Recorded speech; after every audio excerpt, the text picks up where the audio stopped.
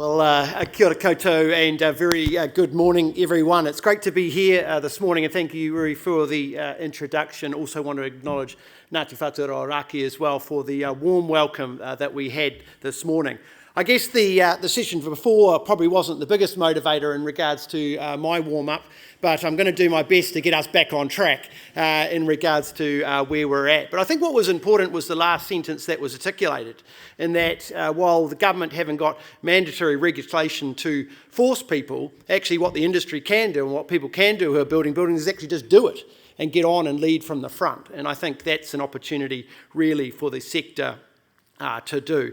It's really great to be here. I want to also acknowledge Andrew for the great work that you do with the New Zealand Green Building Council and the leadership that you show across your role. As we know, we are in the critical decade, 76 months now between now and 2030, where a number of our significant targets are up for delivery, and we must work together. Government alone will not be able to achieve these targets. We need to work together as a society, as has been outlined already this morning, together in order to achieve that, and we all must play our part. I want to acknowledge every sector and all of those in the room here today for your contribution and your work. It is a challenging and difficult time within your sector. We understand that, and we are playing our part to do what we can to support you as a sector and ensure that the commercial construction property sectors are able to do what they need to do and also be able to deliver those emissions reductions. I think I also want to recognise that you as a sector have made progress in regards to sustainability progresses. You've got a number of examples within your sector that are driving progress in terms of transition to lower emissions economy and decarbonisation of building materials. For instance, Neocrete is a recent innovation within your sector that not only reduces the cement and embodied carbon of concrete, but also improves its durability. And I think we do need to celebrate some of the successes of New Zealand innovation in regards to building and construction products. And I was lucky to be in the Philippines and Thailand with Neocrete alongside our Prime Minister as they were working to export that product into markets significantly bigger than ours. And we should be proud as Kiwis that New Zealand innovators and New Zealand companies are at the cutting edge of such technology which will support the building and construction sector, support New Zealand Inc., and importantly reduce emissions not just here at home but also in countries around the world as well. So don't walk away thinking that we aren't doing, and you as an industry aren't doing, a significant part in terms of leaving that. But of course, there is more to be done, and there always is, and there should be. I think there are other examples out there as well, and I want to just outline today some of the work that the government has underway in regards to achieving our climate targets. We saw the slide up there in regards to the draft emissions reduction plan that we have published. And yes, it is right that we have noted that we want to work with you as an industry. I'm looking forward to your submission, Sam, in regards to that 6 million tonnes of reduction by 2030, substantiated so that we can evidence it and make sure it's in that plan. And we've got until December to do that. So let's work together to ensure that you as an industry and you as a sector have got pathways within that plan, and we're very open to working with you to do that. I want to also just recap on some of the aspects in which we have delivered in the first 9 months. We've got a reinforcement across the government in regards to our climate change targets. It is one of the 9 prime ministerial targets in terms of meeting our domestic emissions reductions. We've initiated an inquiry by the Finance and Expenditure Committee on climate adaptation, a significant area of challenge at a country level. I've got bipartisan agreement across the House. We need an enduring framework in terms of who pays, how do we share costs, the information sharing across the societal players and also the investment framework, and that's reporting back on the 1st of October. We'll look to pass and look for legislation in first part of next year. We need a national framework to deal with what is going to be the most significant fiscal challenge to the Crown's balance sheet in the generations to come. We've put significant investment, 400 million, into agricultural innovation through AgriZero. We've made some major announcements yesterday in regards to genetic modification and allowing that research and technology in this country to deal with methane, which is half of our emissions. We've put significant investment in terms of flood resilience in the first budget. Obviously, with the adaptation inquiry underway, we want to make sure that that framework is. But adaptation and investment in resilient infrastructure is a key enabler and mitigation on the New Zealand economy. And we need to ensure that that is in play alongside the emissions reductions work. We've also been working on bilateral relationships. We obviously aren't going to get wealthy selling to ourselves. We need to export. We're an export-led country. And so we're working very hard across Southeast Asia in particular to re-establish and reopen new opportunities for New Zealand business. And we've also set out a climate strategy which reflects the coalition government's combined commitment in regards to this area. We've also released our draft emissions reduction plan, which is open for feedback right now, and we have another week of feedback in regards to that. It is structured based on the key drivers of our emissions as a country. And we are looking for and ensuring that we have pathways in play to meet our broader targets, and we will be, as I said, ensuring that we include aspects of feedback from this industry as part of that for building and construction. In regards to the broader climate change strategy, 5 pillars. As I said, first aspect is around resilient infrastructure. We want a credible ETS market. We want to make sure that we've got clean energy which is abundant and affordable. We're currently in a situation, as we're aware, around an energy crisis because of decisions made in the past. We are where we are, but we need to move forward. New Zealand should be a country out of any country in the world that should have abundant clean energy and surplus supply, but we don't, and we must have. And so in regards to doubling the amount of renewable energy generation in the country, the government's committed around that, and we're doing what we can to keep the lights on today while ensuring that investment is starting to flow, because you can't turn that on overnight in regards to that.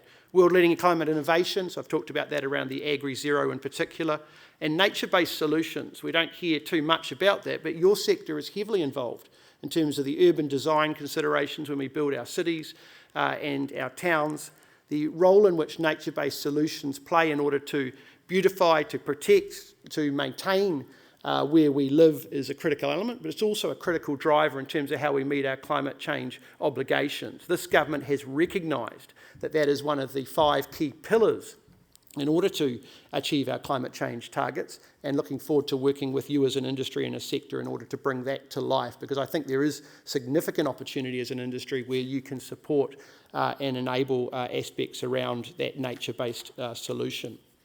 In regards to the broader draft plan, as I noted, our focus is around making sure that we've got a low emissions economy by capturing New Zealand's abundance of opportunities and making sure that we use our unique landscape and resources to maximum impact.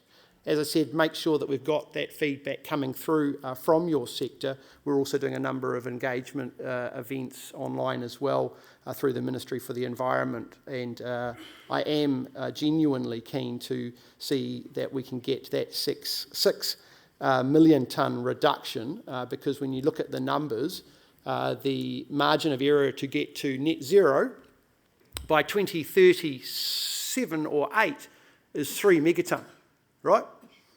And currently that 6 that you've just described in terms of building construction is not in that plan. So, ladies and gentlemen, there's the opportunity in terms of what we can do together. In regards to green buildings, we know that there is a number of smart choices that you can make and you do make in regards to how we are building the buildings that we've got. As a government, we are keen to work with you as the industry in order to ensure that those opportunities and those principles in terms of sustainable development are built through. I know that Minister Penk, who's responsible for building and construction, is engaging with your industry, and I would continue to encourage you to work with Minister Penk in regards to that and ensure that some of those aspects of opportunity are put into play. We have got a number of initiatives to make building easier in this country. We want to reduce the cost to build. We need more building, we need more homes, but we need more homes that are energy efficient and play their role in terms of the emissions reduction. And we've got to find that win-win opportunity, but we are confident that you as a sector and working together we will be able to achieve that.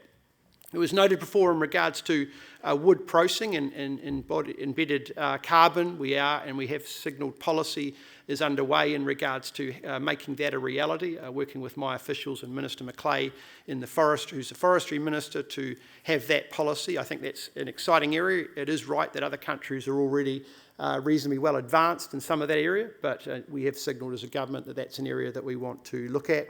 More long-lived wood products such as engineered construction lumber, plywoods and panels that can store carbon, reduce emissions is definitely a key opportunity for New Zealand as a country, and we have an abundance of that material. Alongside Minister Penk, we're obviously also working in terms of areas where we can look to make more opportunity in terms of the sector. Mr Penk has got a number of announcements in this space that he is working on at the moment and will be doing later in this year in regards to your sector and the conversation that we're having. So that is a good opportunity. Look, just in conclusion, I just want to recognise the reality in terms of this is the critical decade. This is the period of time in which we must act and we must work together. We know that the commercial construction sector, of which you are all part of, plays an important role in our climate response, and we need to continue to look and work together in terms of ways to build a more sustainable future. There's only 1 week left in terms of the consultation, so make sure that you get your views heard. It is important that we get those aspects in there, and we definitely want to hear ideas from your sector in terms of where we have got opportunities that we can maximise. Again, I want to thank you very much for being here today. I think as was outlined earlier, your contribution counts, and I think that was a quote that we heard as we started the day in terms of that, and I just wanted to echo that is the reality. We need to work together, and if we do work together in order to target the challenges in front of us, we can turn those challenges into opportunities. And so I want to acknowledge the work that the New Zealand Green Business Council, Building Council does for hosting this morning. Thank you for all that you do, and I hope you have a great day, an energetic day, and a day in which you get value from. So thank you very much. Scott, I've got a question for you. One sec. Oh, yeah. Please, no question. Tēnā koe, Simon. Really appreciate your kōrero this morning too. One of the things I heard from your mihi is that it's important we also celebrate the successes and the innovations, and it's also important that as companies or organisations thrive, that ultimately leave a positive impact in our built environment that reduces carbon. The sector can thrive and grow too. Now, my question, as maybe a bit of a selfish question, bro, as a startup founder, bro, of a tech company, and also I'm looking at the sponsors and the exhibitors here, all having sustainable materials. What is the top 2 ways that we can work with government to accelerate our impact, to accelerate so that we can hit our targets together? What should we do? Well, Rui, I thought you were going to ask me a tax question then about a tax rebate for startup sector, but we are working on work in regards to supporting the startup sector in regards to that. Look, I think that the key aspect, and it goes back to the conversation around, government doesn't have a monopoly on good ideas. Government doesn't have all of the ideas, and actually sometimes the best thing government do is get out of the way and actually let and empower those in the room here to actually do and lead what they need to do. I would encourage those that have ideas in regards to actions that they believe that we can be taking as a country to engage with ministers directly in order to ensure that we are discussing and having dialogue on those aspects. We are, in our capacity, as available as possible. I'm also, if there's anyone from the North Shore, you've got a special access right because you can come and see me at any point as a resident of the North Shore in my MP capacity. But just engage with government. What I've been surprised about in the first 9 months is actually there's not a lot of significant proactive engagement. Andrew, with exception, has done a great job in terms of getting in front, including in opposition as well, and that's important. But I just, industry needs and does have the best perspective on what the opportunities are. Get in front and put those options on the table and lead from the front. I think the green accreditation model that you've launched last night is a great example. So, use that opportunity to lead from the front and set the example. And, that's, I think, an important thing. So what I'm hearing you say is that we're going to have a slide and it's going to have your mobile on it, and we can just give you a call. We can call Uncle Simon. Well, if you get onto social media, onto Instagram or Facebook, you can message me straight away. But Tēnā no, koutou. we're open to do that. Thank Good to you. see you.